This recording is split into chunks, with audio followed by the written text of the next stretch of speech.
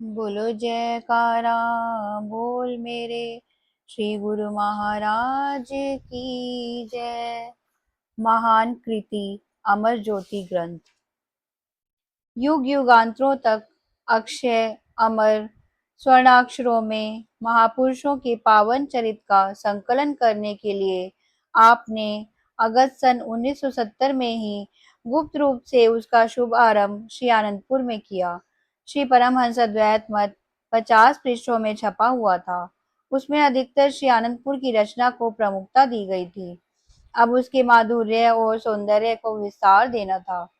आपने आंतरिक दृष्टि से कृपा करते हुए सेविका को बुलाया और फरमाया, हमें इस छोटी पुस्तक को ग्रंथ के रूप में बढ़ाना है।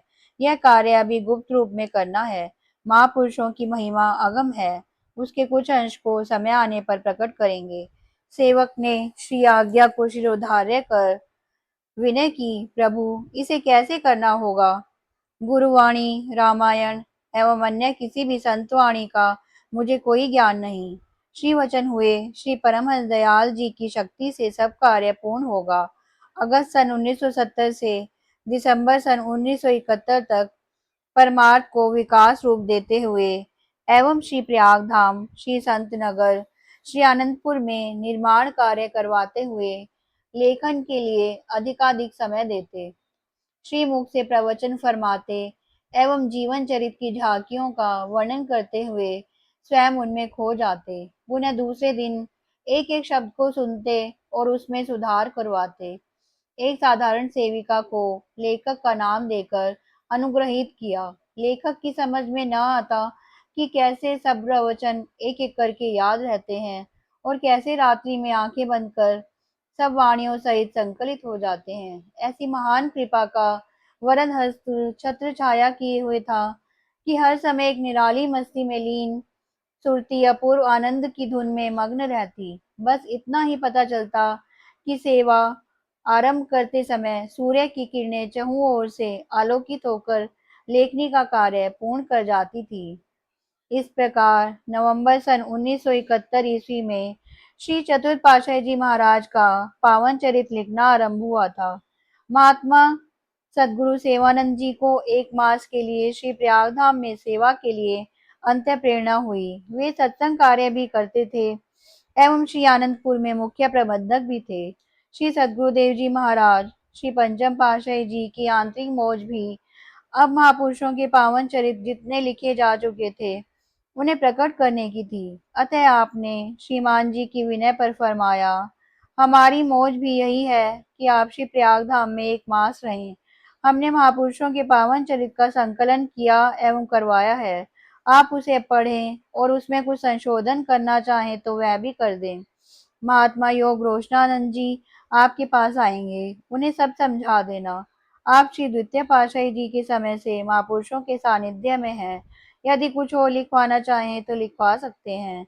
श्रीमान जी के पास महात्मा जी प्रथम दिन गए और उन्होंने श्री परमहंस महान विभूतियों के पावन चरित आरंभ करने से पहले के शीर्षक पढ़ने आरंभ किए। श्रीमान जी ने कहा, महात्मा जी सच ही तो है कि कुदरत की ओर से जिस कार्य को संपन्न करने का श्रेय जिसे दिया जाता है, समस्त देवी शक्तियां उसकी सहयोगी बन जाती हैं। अब हमें भी इस सेवा का सौभाग्य मिला है, हमारे अहोभाग्य। इस प्रकार एक मास तक नित्य प्रति उत्साह पूर्वक महापुरुषों के प्रवचन एवं लीला श्रवण कर श्री आज्ञा का पालन किया। उस समय उनके मन में अथाह भाव उमड़ उमड़ कर आते, जो उन्होंने श्री आनंदपुर में आकर सब प्रबंधकों के सामने प्रकट किए। दिसंबर सन 1971 में श्री गुरु महाराज जी ने श्री संत नगर से श्री आनंदपुर में कृपा फरमाई। अब तक श्री चतुर्थ पातशाही जी महाराज का पावन चरित लगभग पूरा लिखा जा चुका था। श्री पंचम पातशाही जी महाराज के अंतर्मानस में मौजों का था सागर उमंगे भर रहा था। उनकी यह प्रबल मौज थी कि इसका स्वरूप शीघ्र ही सबके सम्मुख प्रकट किया जाए।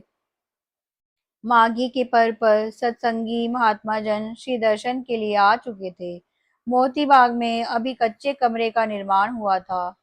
आपने महात्मा योग आत्मानंद जी, महात्मा सदगुरु सेवानंद जी, महात्मा गुरु दर्शनानंद जी, महात्मा अमर दर्शनानंद जी, महात्मा परम विवेकानंद जी, महात्मा अखंड प्रकाशानंद जी, महात्मा धर्म श्रद्धानंद जी, महात्मा रोशनानंद जी, महात्मा योग प्रकाशानंद जी व अन्य प्रमुख महात्मा जनों को बुलाकर वचन फरमाए।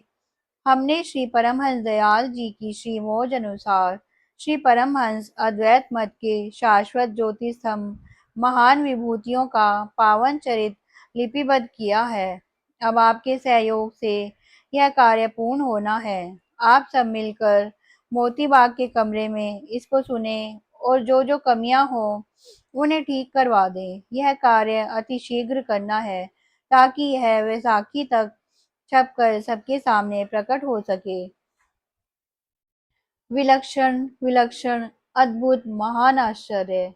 श्री परमहंस अद्वैत मत श्री आनंदपुर सत्संग केंद्र की ऐतिहासिक गौरवशाली स्वर्णिम उपलब्धि।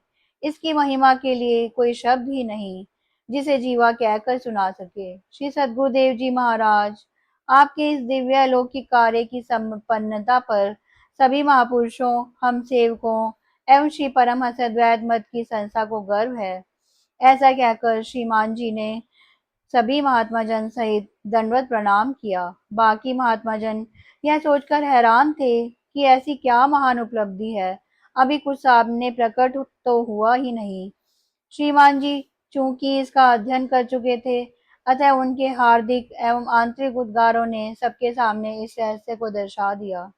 श्री आज्ञा अनुसार सभी महात्मा जनों ने पावन चरित को सुनने का कार्य आरंभ किया।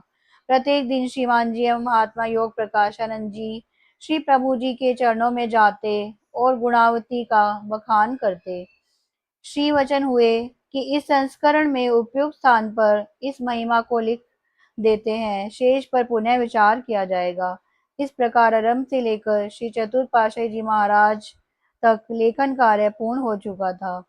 शेष श्री सद्गुरुदेव जी महाराज ने रेखांकित समझा दिए। आपने श्रीमान जी और महात्मा धर्म श्रद्धानंद जी को फरमाया कि आप कुछ दिन यहाँ रहकर इसके शेष भाग की रचनाओं को सुने और उनका उचित स्थान पर समावेश करें। इसे अब आपने पूरा करना है। पुनः श्रीमान जी को संबोधित करते हुए फरमाया कि आपको यहाँ कुछ अधिक समय तक रहकर इसे छपवाना भी होगा। बोलो जयकारा बोल मेरे श्री गुरु महाराज की जय। दयालु श्री परमहंस दयाल जी भगवान की जय।